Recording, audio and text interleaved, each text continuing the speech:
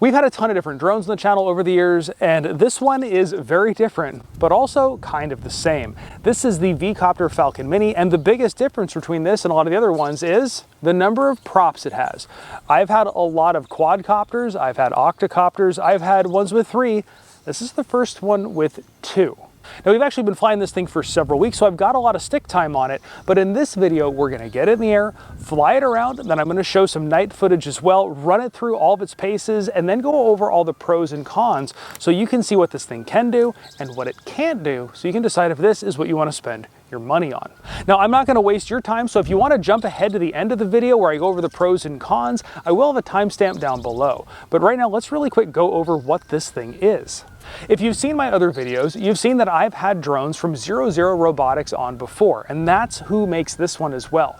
The difference between there is something going on. There's a lot of sirens. Now, the big thing, obviously, I mentioned before, is it has 2 props instead of 4 or 8. These props are also much larger than the other ones, and what that does is it makes this thing both quieter and more power efficient. I've been getting 30 to 35 minute flight times out of this thing, and it's under 250 grams. So it is compliant. You don't have to have beacons on it, although if you're 107, you do.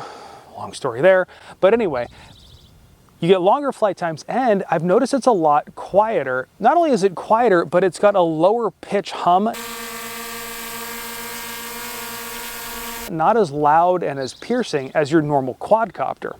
It's got a 4K camera on front that we will address in the pro and con section, but you can also shoot vertical format for social media stuff if you're putting up things like TikTok, YouTube Shorts, Instagram, stuff like that. But enough yammering, I want to get this thing in the air. Now, I forgot my little takeoff pad, so I'm just going to take it off from the back of my truck here. But the first thing I want to note is the transmitter. Now, the other drones I've had from Zero Zero Robotics don't have transmitters or don't need one. This is a little bit different. You do, and you also need your phone hooked up to it to act as the screen. 2 sticks in, gets this thing fired up, and let's get her in the air.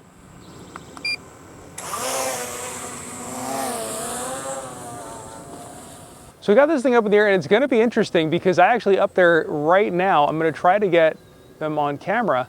We've got some birds in the air. We've got some red-tailed hawk, like a red-tailed hawk, and a couple other birds. And oftentimes those hawks hate drones. So hopefully this thing doesn't get attacked, because I've had that happen before too.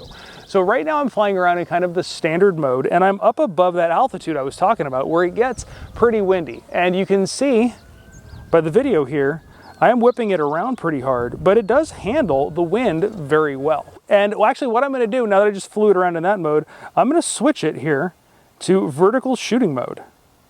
So vertical shooting mode is what you would be doing. I'll turn this guy around. We'll start recording.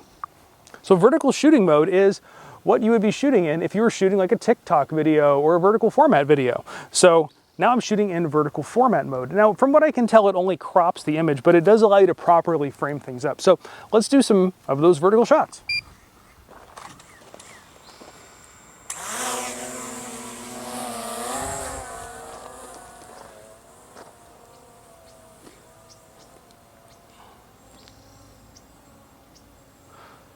So from what I can tell, the shots are basically 4K cropped into a vertical format. So you can see there, I'm going to put up over here, we got the vertical framing, and I can use my finger here just like you can with most drones, roll the little thing down, and we can angle that camera nice and downward. So I've got the thing hovering right back over there, and I just turned on rocket mode, which is his high speed mode. So we're going to goose it real quick, get this thing to fly by fast, and check out rocket mode.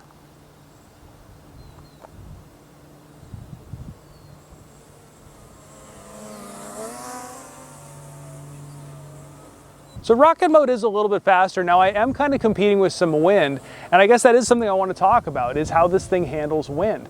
So right now at ground level, it's not too gusty, but where I have it at right now in the air, I'm going to turn it around. We're going to get a nice stable shot of me. It's gusting pretty good, but if I crank this thing down, you can see there I am in my truck. I'll wave at the camera. It's rock solid. Now I have noticed in flying this thing that it is a little bit shaky at altitude, but the camera's rock solid. It still seems to perform well. And now it's time to check out some night shots. Now, something to know that I missed on some of the other drones that I've flown is that it actually does have a night mode, which changes the exposure and actually really helps it expose things correctly in the dark. Here you can see the dark night sky, the bright lights, and still make out the contours of a lot of the houses. One interesting thing that I noticed though was while I was flying at night, because of the orientation of the green blinking light, when this thing is pointed towards you, the green blinking light is not visible, making this thing almost impossible to see in the sky until it's pointed backwards towards you again. This can be a little bit of a risky thing if you need to maintain visual reference of where your drone is. Another neat trick that it has is that it does have some autonomous flight modes. Now with these, they're not actually tracking a person the way some of the other drones from this manufacturer does. What this does is you put it directly over the location you want in the center of what it's going to track, and then you can put it a distance out and have it do a circle around that point. Another autonomous flight that it can do is what is usually called in a lot of the other ones a selfie mode, where it will fly and pull away from an object, filming on the way out.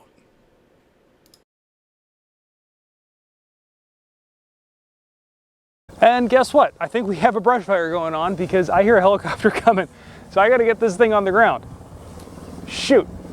Sorry, I live in brush fire territory, and I don't know if you can hear the chopper in the background. I don't know if we've got a brush fire going on right now or not. I've got the drone here sitting at a low hover.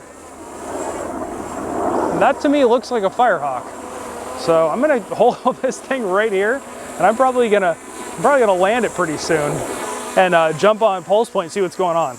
Okay, well that made a dramatic change to the video.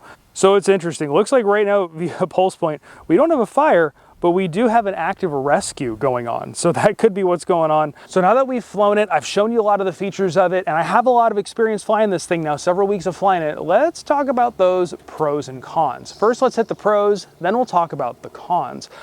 The first is the pros. So the biggest pro on this thing is that it is a bicopter, and by design, bicopters are two less motors and larger props. So it does seem to be much more power efficient. The battery, I got another one over here, is no larger than the batteries that I have on my other drones, but I'm getting 10 to 15 minutes more flight time out of the batteries in this one than I am in my other similarly sized drones.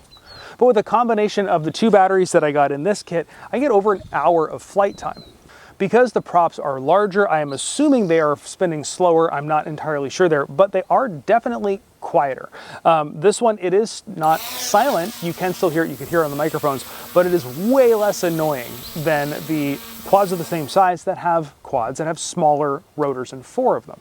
And there is, of course, just a neat novelty that this thing is something different. Now, I did see this thing's big brother at CES last year, and it was a larger quad and much more expensive. This one is smaller and it's a lot more basic, but it is a lot of fun to fly. It has those 3 different speed modes that I demonstrated. It's got a low speed mode, which gives you very smooth camera handling and very smooth turning. A regular mode, which is kind of a fun mode to fly around in. And then the sport mode, you're probably not going to be videoing too much in the sport mode because you're going to be making really tight, fast turns in that, but it is a lot of fun to fly in that sport mode. It does have one other mode that I didn't get to show off here because I got grounded, where you can actually flip the props and fly the entire thing upside down. But I did do that at my house. Now the app does give you a lot of disclaimers when you set this up, both telling you need to be an experienced pilot, know what you're doing, and also let you know that this will void your warranty if you plow it into the ground. And what I noticed is I don't think this thing is actually using GPS to locate it the way it does normally. It's getting pushed around in the wind a lot, and where this got sketchy was trying to hand catch it, because you have to take your right hand off the sticks, so you can't control pitch and yaw, but you're trying to catch it at the same time. It is doable, but they are right, you really need to know what you're doing. Another thing is this thing is under that 250 gram weight limit, which means you don't have to register yourself as a pilot and put your number and all that stuff on this thing. It also means that you don't have to be running a transponder beacon, whatever you want to call it, a little ID beacon on the thing. However you do if you're 107, and I've had to stick a little thing on the side of this thing to make me legal. The different camera modes work pretty cool. It had that vertical format. I don't tend to shoot a lot of vertical format stuff. I tend to crop my stuff after the fact, but having that means I can frame things up if I'm using this to shoot my YouTube shorts, my Instagram videos, and the stuff that I post on TikTok.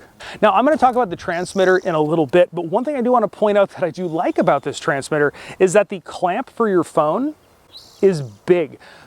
I can fit this phone into almost nothing because it's one of the iPhone 16 Pluses, and it's also got a big fat case on it. This one actually fits my iPhone 16 in its big fat case, and it holds it well. And I think this is the only clamp I have that actually works well, and I don't have to take my phone out of the case. So we've talked about the pros, now let's talk about the cons. And when I talk about cons, I really, in this case, a lot of these aren't cons, it's just things to be aware of. Now the first thing is by nature, because this thing has 2 props instead of 4, it doesn't seem to be as stable. I don't even think stable is the word. It's just a little bit more shaky in wind. It tends to handle the wind fine, and I've flown this thing in the same wind I've flown other ones in, but if you're actually watching the airframe, it's moving around a lot more than my quads do. The other thing is this thing looks like it should have right here on the front obstacle avoidance. It has little places where it would be, and on the larger version of this, those have sensors on it. This one does not.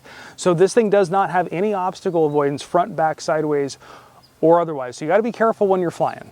The camera on this thing is a 4K camera, and it does take good video and good photos, but the thing about cameras is resolution isn't everything. It's also lens size and sensor size. It's a smaller lens and smaller sensor because it's a smaller airframe, so you're not gonna get the same quality as if you were flying a larger drone that's above that 249 gram weight limit, where you're getting a much larger camera. So now let's talk about the transmitter and the phone. Now, this is a lot of personal preference stuff, but I personally don't like having to plug my phone into stuff. I really like transmitters where it's all included in one and has a screen. And what I really like are the ones that require no transmitter, which are the other ones that I've gotten from Zero Zero Robotics, where you just hold it in your hand and let it go. But this is a different flight experience, having a transmitter. Now, one thing to note, it comes with a USB-C to C cable, but if you've got some of the older Apple stuff, it does come with a lightning cable, and I used my old iPhone 11 on it. Worked just fine. But anyway, I hope you enjoyed flying with me. I hope you got something out of this video. If you do have some questions about this thing, please feel free to ask me down in the comment section. If you got something out of this video, if you like this kind of stuff where I give honest reviews, not just commercials, hit that subscribe button to let you know when we put out more stuff. And of course, I think I'm required by the YouTube gods to say, give this video a great big thumbs up. And thanks for watching.